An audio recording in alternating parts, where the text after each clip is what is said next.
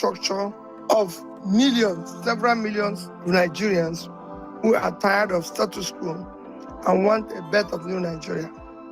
In building this structure, we're going to be totally inclusive and democratic. The process will be transparent.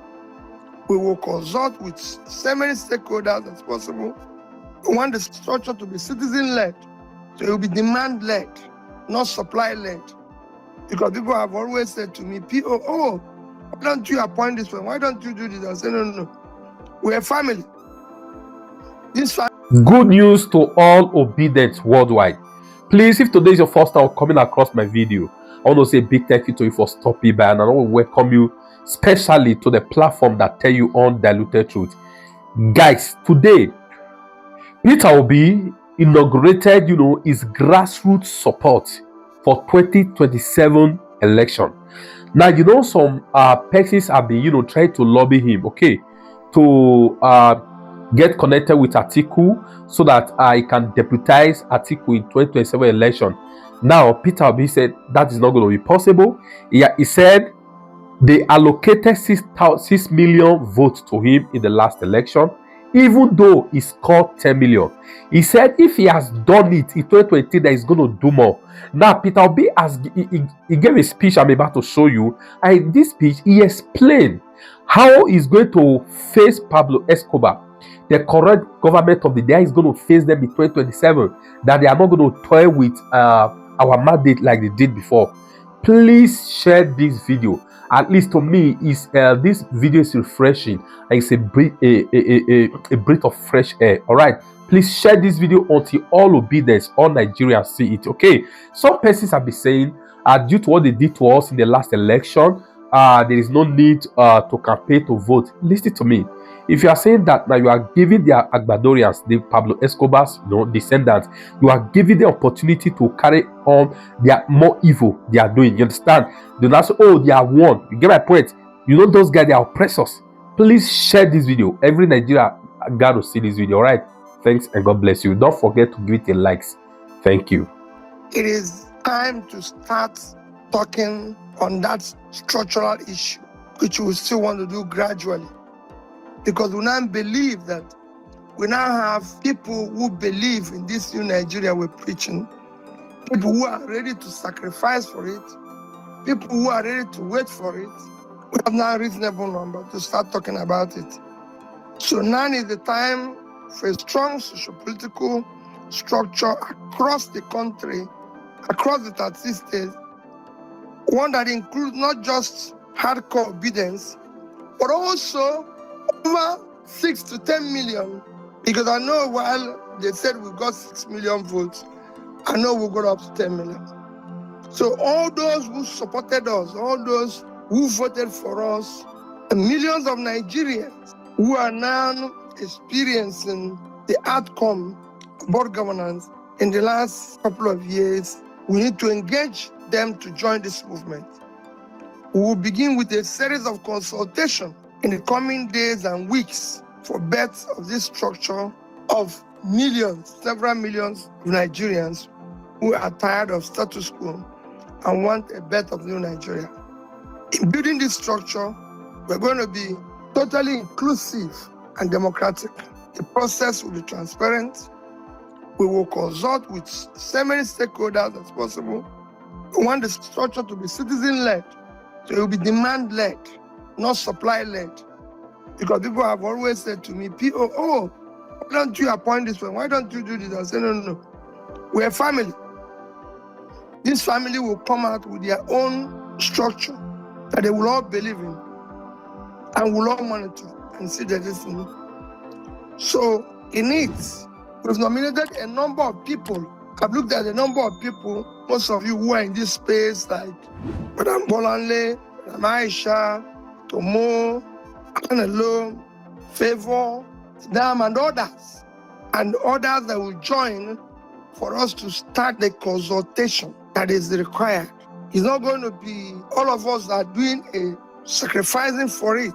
Getting people like Dr. Tanko, who is running around all over the place, and so many others, to join us in trying to build this structure that is required. The people local, the people overseas, and all that. Yesterday, I was talking to Maazi and Elomba and everything, telling them this is where we want to go, and this is what we want to do, and how to start building the required structure. Because people have always talked about structure. I say, wait, you will see that as we go by. But I'm not deterred, because I listened to the National Democratic Institute lecture. I mentioned it to people. It was wonderful that they talked about opposition and people losing the election. Former Prime Minister of Denmark, I think he's the foreign minister now, he's been Prime Minister 2 times, talked about what happens when you lose the election. What happens to the party? What happens to the people? That is when you really see people in the true sense. That is when you know those who can withstand the sacrifice that is required to be in opposition. And this is the case of where, in a world where nobody is harassing the opposition, in a world where nobody cares about the opposition, so you can imagine what is happening. The NATO secretary, former NATO secretary, who came after him, repeated the same thing of their experience in the UK when they lost the election as Tory party, how everything scattered. And he said it's beginning to happen to them again. He said, but most importantly, if the leader can hold on to what he believes in, with time, some disciples will turn back. Those who left will see reason, because especially when the government in office is not doing the right thing. So I thank all of you who are still here, and urge all of us, let's continue now. The result of this engagement will be formidable structure at national, regional, grassroots level, something that we can call our own as we approach the next cycles of election. The structure will enable us to field and support credible candidates at all levels of government who are committed to new Nigeria. Like Mo said, we're not at this stage talking about party. We're not talking about anything. I continue to tell people my belief that we will have party problems resolved. And whatever comes out, we'll all be together. This structure will enable us to ensure that integrity and competence, because we'll design a system that will only allow competent people with capacity and capability to be involved in what we are doing, managing the structure, and being supported in elective posts. So my invitation today is a call for action and cooperation as a team that have mandated those who have mentioned and those who will still join.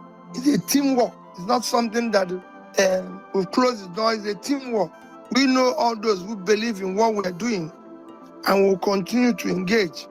We need you to help us to recommend people who are competent, capable, have the capacity and the time, people of integrity, to help us in this structure and help us do the right things.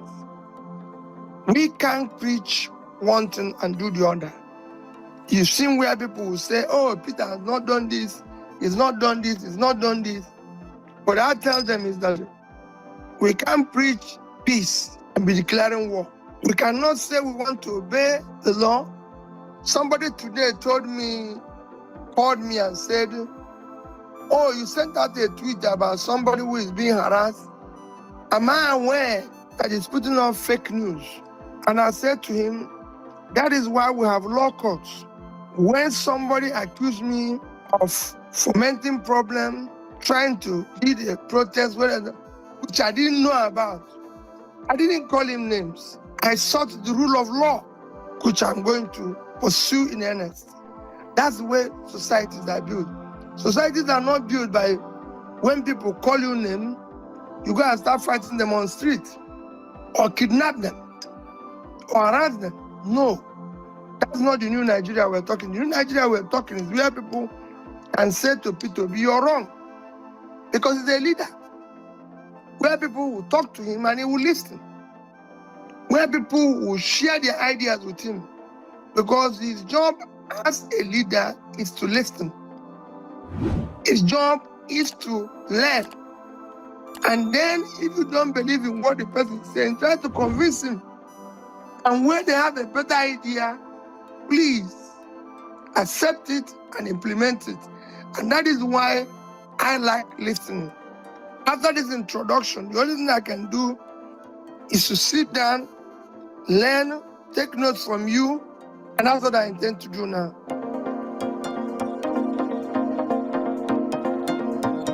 What do you think about the End Bad Governance protesters and the ones that have been detained for 60 days and all the rest, and about PDOM and the other journalists? I already know you already spoke about the other journalists today.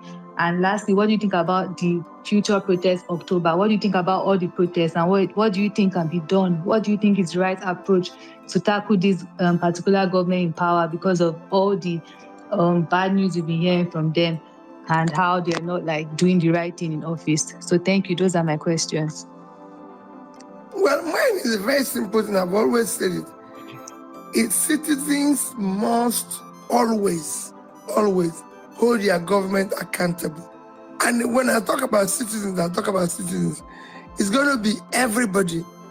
It is not left for, say, Peter Obi or anybody to hold government accountable. I'm doing my own as much as I can. And I'm sure that no other opposition is doing what I'm doing in terms of being engaged, moving around and everything. That is why even when people say, oh, maybe he's this or he's this, I laugh because those who are saying it have invited at least 6 and say, I want you to go from where to here to me. More will recall when somebody said something and I said, we are going to Osun State tomorrow and I want you to join me. He said, when are we leaving? I said, we are leaving Lagos 4:35 a.m. He said, no, why don't we stay up to 10? Peter, is it not possible to do this?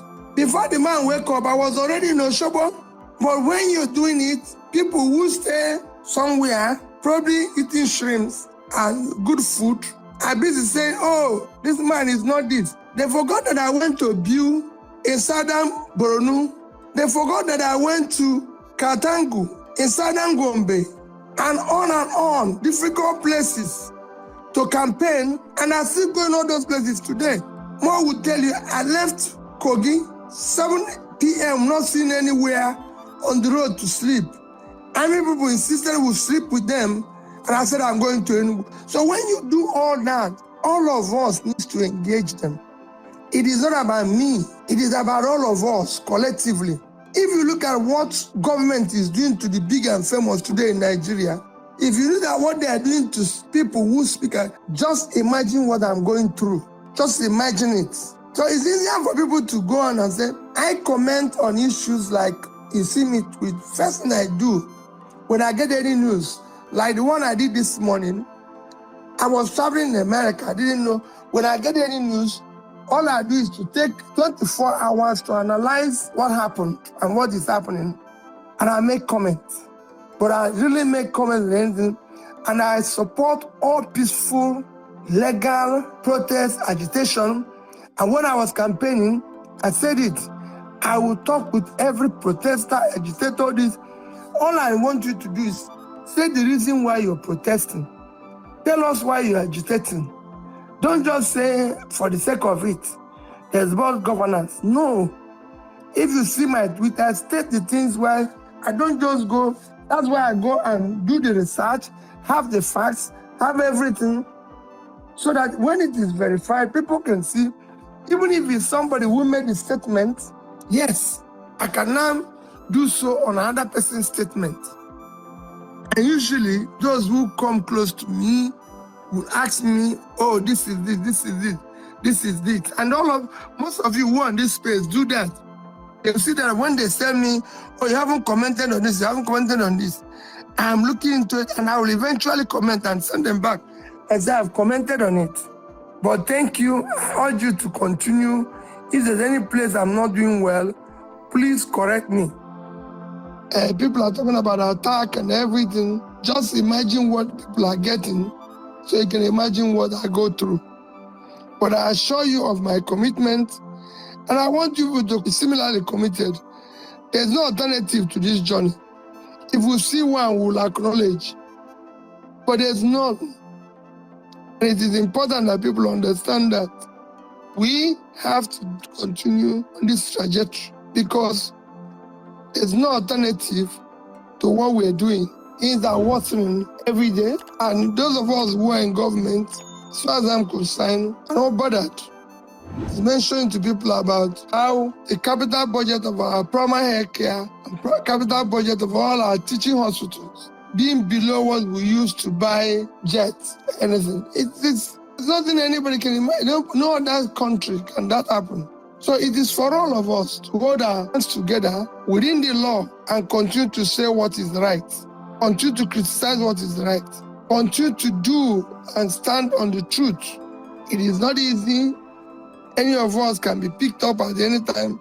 We will continue in the right direction. I'm sure we will remain and continue to succeed. Thank you. May God Almighty bless all of you, bless this noble endeavor, and bless all suffering and all Nigerians who don't know where the next meal will come from.